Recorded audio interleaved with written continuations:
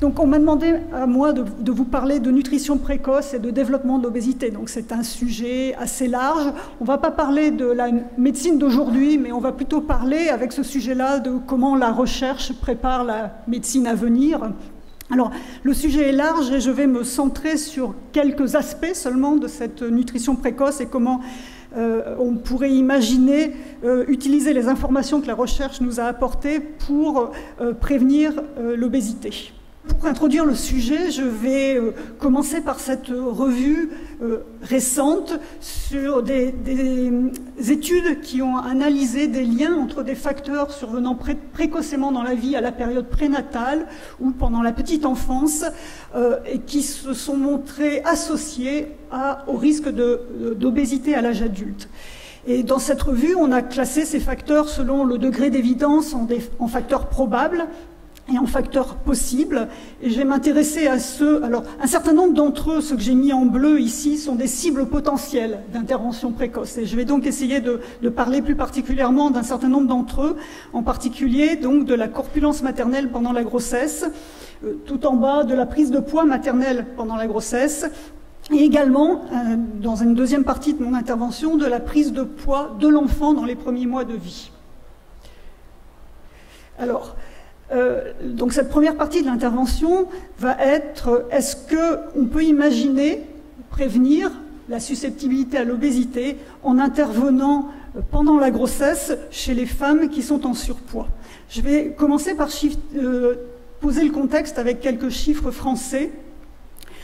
À partir de deux études, l'étude EDEN, qui est une étude régionale qui a démarré en 2003-2006. Ces deux études sont des études dans lesquelles on a inclus des femmes dès leur grossesse ou des enfants et que l'on suit pendant de nombreuses années. Sur la première étude EDEN, un certain nombre des résultats que je vais vous présenter sont basés sur cette étude, mais les chiffres là, on va surtout regarder ceux qui sont ceux de la seconde étude, l'étude ELF, qui est la première cohorte de naissance française d'envergure nationale, qui a, elle, débuté en 2011. Et les statistiques qu'elle nous montre sont qu'il y a actuellement en France à peu près 11% des femmes qui débutent leur grossesse en situation d'obésité, 18% d'entre elles qui sont en situation de surpoids, mais quand même, toujours en France, 8% de femmes qui débutent leur grossesse en situation de maigreur. Alors, cette diapositive vous rappelle les liens entre la corpulence de la mère en début de grossesse et le poids de naissance de l'enfant, c'est la courbe rouge. Vous voyez qu'il y a une association qui est positive, qui est surtout liée aux deux extrêmes de la courbe, c'est-à-dire liée aux mères maigres et minces, et à l'autre bout aux mères qui sont en surpoids. Et vous voyez qu'en moyenne, il y a à peu près 250 grammes en moyenne d'écart de poids entre les enfants nés de mères maigres et les enfants nés de mères obèses. Les enfants qui naissent de mères obèses, il y en a à peu près 16% actuellement en France qui naissent avec un gros poids de naissance, donc qui se présentent des risques de nature obstétricale pour la naissance, mais également, et c'est maintenant bien montré, qui présentent une susceptibilité accrue pour le développement ultérieur d'un surpoids. C'est donc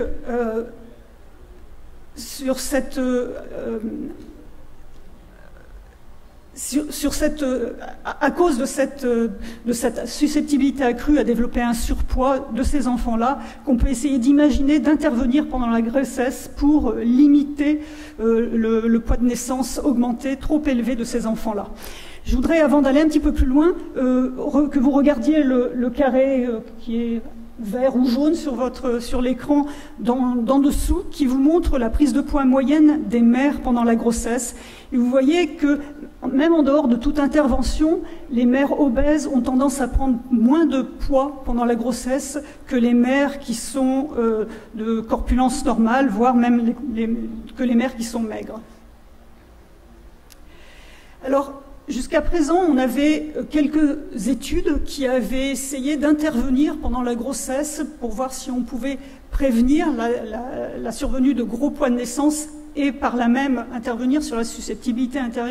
ultérieure à l'obésité, mais les résultats étaient contradictoires. Et tout récemment, donc je voudrais partager avec vous les résultats de cette étude, a été publié le premier essai clinique randomisé de grande ampleur qui essayait de montrer l'effet, de tester l'effet d'une intervention qui consistait en des conseils hygiéno-diététiques chez les femmes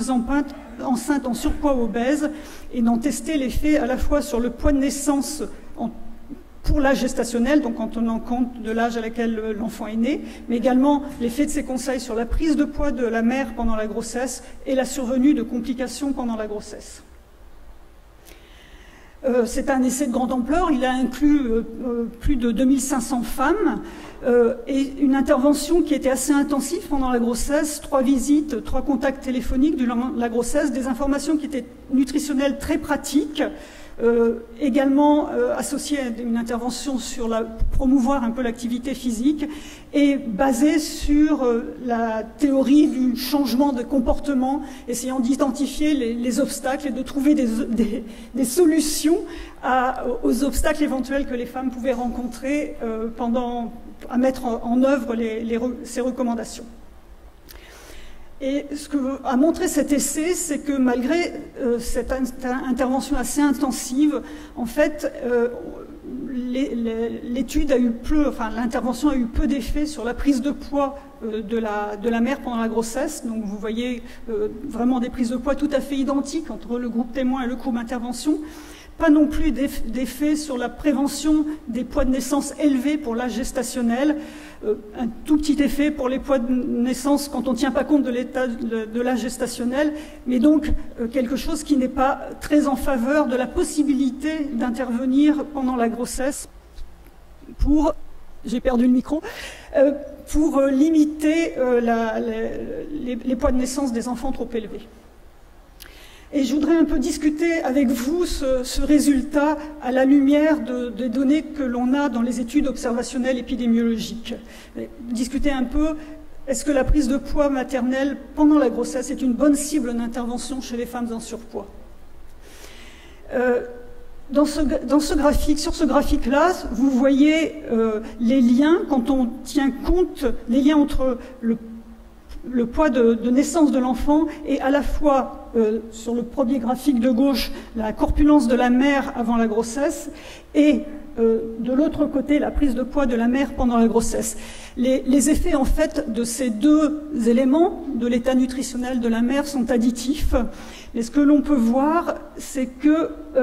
l'effet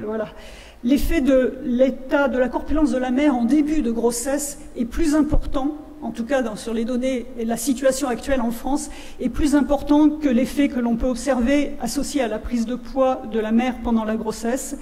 Et comme je vous l'ai fait remarquer, les femmes obèses ont tendance à prendre moins de poids que les autres pendant la grossesse, si bien qu'on a un potentiel d'intervention limité quand on agit pendant la grossesse par des conseils hygiéno-diététiques visant à limiter la prise de poids. C'est pour ça que dans mon équipe, on a essayé de voir s'il y avait d'autres possibilités d'intervenir pour essayer de limiter la croissance fœtale excessive et la création d'une susceptibilité ultérieure à la prise de poids de l'enfant. Et nous avons essayé de regarder les associations que l'on peut observer avec les variations de poids de la mère avant la grossesse. Et nous avons remarqué que les associations étaient différentes selon qu'on s'intéresse à des mères qui sont sans surpoids initialement ou avec un surpoids initial. Quand les mères, donc sur le graphique de gauche, les mères sont sans surpoids initialement, on remarque que la prise de poids maternelle, donc vous voyez qu'on a fait 3 catégories de prise de poids maternelle, des mères qui ont perdu du poids avant leur grossesse, des mères qui ont pris du poids modérément avant leur grossesse ou des mères qui ont eu une prise de poids importante avant leur grossesse. Donc le modéré, c'était moins d'1 demi-kilo par an, prise de poids importante, c'était plus d'1 demi-kilo en moyenne par an. Quand on tient compte, donc pour une même corpulence de la mère avant la grossesse, quand il y a eu plutôt une perte de poids avant la grossesse, l'enfant a tendance à avoir un poids de naissance plus faible et on a un risque de retard de croissance intra-utérin plus élevé dans cette circonstance. Si bien qu'en dehors, en plus de l'état nutritionnel tel qu'on peut l'évaluer simplement par l'IMC, l'indice de masse corporelle de la mère pendant la grossesse, les variations de poids de la mère avant la grossesse ont un effet, on trouve une association avec la croissance fœtale. Comme vous voyez dans le graphique de droite, on n'a pas du tout trouvé d'association significative lorsque les mères sont en surpoids avec les variations de poids avant la grossesse, mais on avait des effectifs qui n'apparaissent pas là sur la diapositive, mais les effectifs étaient assez faibles dans cette première étude, dans les catégories de perte de poids ou de prise de poids modérée chez les mères en surpoids. On a maintenant, donc, je vous le signalais au début, une étude nationale en France, une cohorte de naissance nationale sur laquelle on a des effectifs beaucoup plus importants et on a recueilli des données sur les variations de poids dans l'année précédant la grossesse, l'existence de régimes qui va nous permettre d'évaluer plus précisément quelles sont les conséquences de ces variations de poids préconceptionnelles pour la croissance fœtale de l'enfant. Par contre, quelle que soit la situation de la mère avant la grossesse, qu'elle soit en surpoids ou qu'elle soit sans surpoids, on a montré que la variation de poids de la mère avant la grossesse, donc toujours perte de poids ou gain de poids modéré ou gain de poids important, est associée significativement au risque de développer des complications pendant la grossesse. Vous avez donc à gauche le risque de diabète gestationnel et à droite le risque d'hypertension gestationnelle. Vous voyez que le diabète gestationnel est un élément qui est une pathologie qui est également associée à un poids de naissance plus élevé, qui est également associé à une susceptibilité plus importante de l'enfant pendant la grossesse. Et donc ce résultat est intéressant aussi à considérer comme une potentielle d'efficacité de ces variations de poids avant la grossesse sur le risque de développer donc, des pathologies de la grossesse, un gros poids de naissance et donc la susceptibilité ultérieure de l'enfant à l'obésité. Donc dans la deuxième partie de mon intervention, maintenant je voudrais vous parler de la croissance postnatale précoce comme cible d'intervention potentielle pour la prévention de l'obésité. Une première diapositive pour vous rappeler pourquoi on s'intéresse à cette vitesse de croissance postnatale précoce. Il y a de nombreuses études maintenant qui ont montré que dans les premiers mois de vie, la vitesse de croissance de l'enfant, une vitesse de croissance rapide de l'enfant est associée à un risque ultérieur de développer une obésité. Nous l'avons nous-mêmes montré avec le risque de surpoids à l'adolescence. Et ce que notre équipe a bien montré, et que vous voyez dans cette diapositive, c'est que la force de l'association entre la vitesse de croissance de l'enfant, que vous voyez ici, donc à 3 mois, de la gauche à la droite, de 3 mois à 36 mois, vous voyez que la force de l'association avec le surpoids à l'adolescence est plus importante à 3 mois, elle est significative, puis elle décroît pour réaugmenter après l'âge d'1 an. Il y a donc une période particulière dans les premiers mois de vie, dans lesquels on observe que la vitesse de croissance importante de l'enfant induit ou est associée, en tout cas, à une susceptibilité importante à développer un surpoids ultérieurement. Et nous nous sommes donc intéressés aux facteurs associés à cette croissance, cette vitesse de croissance pondérale précoce, rapide dans les premiers mois de vie. Et parmi les facteurs que nous avons retrouvés associés, j'en ai cité là un certain nombre.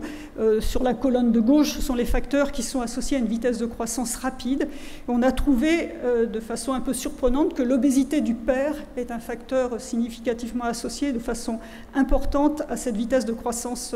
rapide dans les premiers mois de vie, alors que vous le voyez dans la colonne de droite, l'IMC maternel, dont je vous ai montré qu'il était associé au poids de naissance, n'est pas du tout associé à la vitesse de croissance précoce de l'enfant, ni la glycémie maternelle, mais sont même associés à une vitesse de croissance plus faible. Donc il y a vraiment une différence ici entre les effets paternels et les effets maternels. Comme autre facteur notable,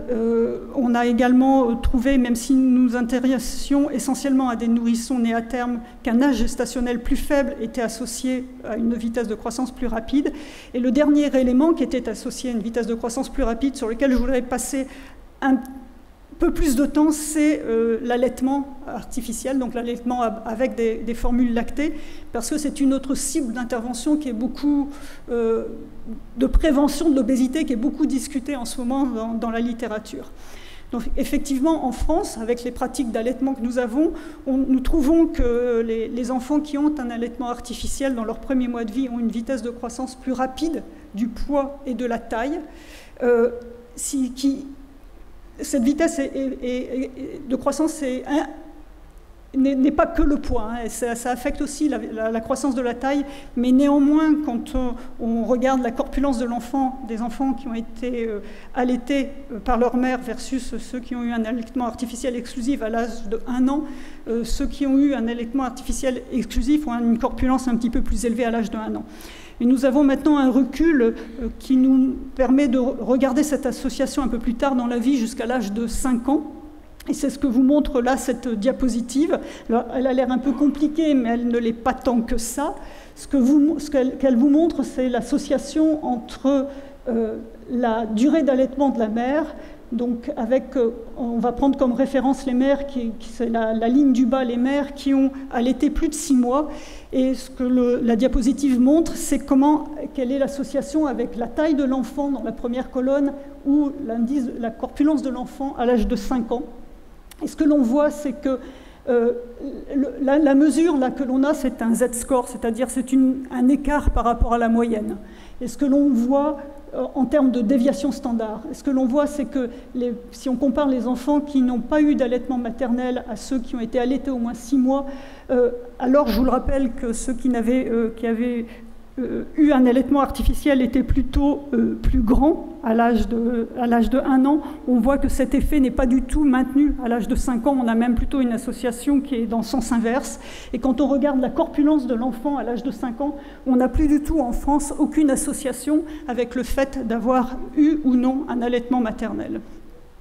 On a bien sûr tenu compte dans ce genre d'analyse de la plupart des différences qui existent entre les femmes qui décident d'allaiter et les femmes qui ne décident pas d'allaiter leurs enfants. Par contre, quand on regarde d'autres aspects de l'alimentation précoce de l'enfant, comme là, je vous montre l'âge à la diversification, donc à l'introduction d'un aliment autre que le lait, vous voyez que dans la situation française, en tout cas, les enfants qui ont pour lesquels on a introduit un aliment autre que le lait précocement, avant l'âge de 4 mois, ont, à l'âge de 5 ans, une tendance qui est assez faible à avoir un indice de masse corporelle un petit peu plus élevé. Ce que je voulais donc vous dire, c'est que beaucoup d'études actuellement discutent cet effet préventif potentiel de l'allaitement maternel, que les études sont contradictoires, certaines vont dans un sens, certaines vont dans un autre, et qu'en fait, probablement qu'il faut tenir compte pas seulement de l'allaitement maternel, mais de la diversité des pratiques de l'alimentation des enfants dans la petite enfance, pas seulement uniquement l'allaitement, mais également tous les aliments qui sont donnés aux enfants et la façon dont ils sont donnés dans la première année de vie, pour avoir une vision plus globale de ce qui peut se passer et si il y a des possibilités d'intervenir sur l'alimentation de l'enfant précocement dans un but de prévention de l'obésité. Là, je vous montrais, par exemple, dans un projet européen, nous avons regardé dans différentes cohortes européennes. Donc, en bleu, c'est une cohorte anglaise, la cohorte Eden française en rouge, en vert, une cohorte grecque, en violet, une cohorte portugaise. Et vous voyez que les âges d'introduction d'aliments autres que le lait sont très, très divers dans ces différents pays, plutôt précocement chez les Anglais, entre 4 et 5 mois chez les Portugais, plus tardif chez les Grecs. Et vous voyez qu'en France, il n'y a vraiment pas une école qui domine et selon on ne sait pas bien quel facteur, la diversification se fait à des âges très très divers. Donc, je voudrais conclure sur cette discussion sur des cibles d'intervention nutritionnelle précoce pour la prévention de l'obésité. Quand on considère les possibilités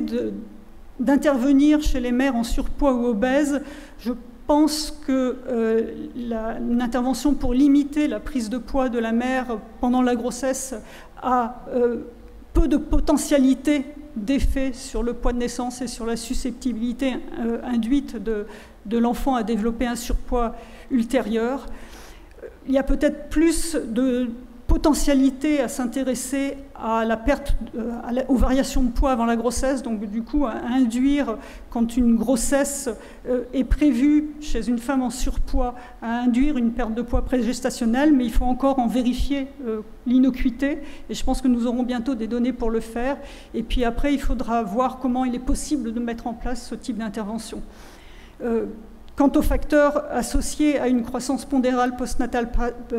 rapide, je pense que l'allaitement artificiel, l'allaitement, en tout cas l'allaitement maternel en lui-même, n'est probablement pas un facteur protecteur important contre le développement de l'obésité. Il y a un essai randomisé, un seul, qui a randomisé des maternités à la promotion ou non de l'allaitement maternel, qui conclut exactement à la même,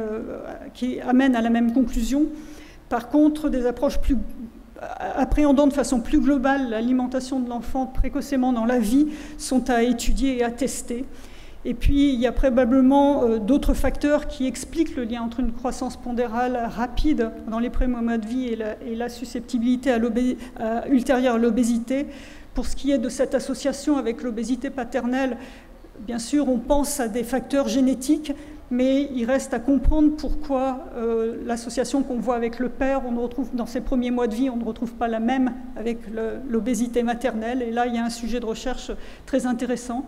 Et puis, il y a effectivement la croissance qu'on appelle de rattrapage, la croissance rapide qu'on observe dans les premiers mois de vie après un petit poids de naissance ou après une naissance prématurée, qui sont probablement des facteurs qui induisent un développement rapide de la masse grasse dans les premiers mois de vie, mais sur lesquels il est difficile d'intervenir parce que cette croissance de rattrapage a des effets bénéfiques pour d'autres aspects que ceux de l'obésité. Donc voilà, c'est les premiers, ce que je voulais partager avec vous sur les potentialités précoces, d'intervention précoce nutritionnelle dans le cadre de la prévention de l'obésité. Il y a beaucoup de données de recherche qui sont actuellement en faveur de potentialités, mais actuellement, les choses les plus simples auxquelles on pouvait penser, c'est-à-dire traiter, s'occuper des femmes en surpoids au moment de la grossesse ou favoriser l'allaitement maternel ne sont probablement pas les pistes qui ont pour l'instant le plus de potentialité dans ce domaine. Voilà, je vous remercie de votre attention. Merci.